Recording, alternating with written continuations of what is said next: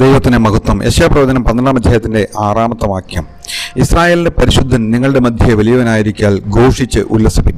അതേ ദൈവത്തിൻ്റെ മക്കളെ, നമ്മൾ സന്തോഷത്തോടെ കീർത്തനങ്ങൾ പാടേണ്ടത് ആവശ്യമാണ്. കാരണം ഇസ്രായേലിൻ്റെ പരിശുദ്ധൻ നമ്മുടെ മധ്യേ മഹത്വത്തോടെ വലിയവനായിട്ട് നിൽക്കുന്നു.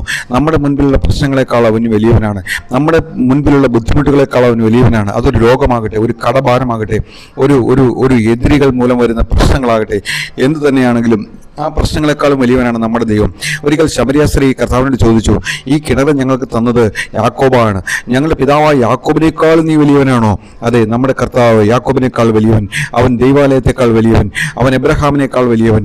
അതെ, നമ്മുടെ കർത്താവ് സർവശക്തനായ ദൈവമാണ്. നമ്മുടെ മുൻപിൽ നിന്ന് നിൽക്കുന്ന എല്ലാ പ്രശ്നങ്ങളെക്കാളും നമ്മുടെ കർത്താവ് വലിയവനാണ്. അതുകൊണ്ട് പ്രശ്നങ്ങളെ കണ്ട് നമ്മൾ ഭാരപ്പെടേണ്ട കാര്യമില്ല, രോഗങ്ങളെ കണ്ട് നമ്മൾ ഭയപ്പെടേണ്ട കാര്യമില്ല. നിങ്ങളുടെ പ്രശ്നങ്ങൾ എന്തു തന്നെയാകട്ടെ, നമ്മുടെ കർത്താവ് അതിൻ്റെ മധ്യ വലിയവനാണ്. അവനെ നമുക്ക് മഹത്വപ്പെടുത്താം.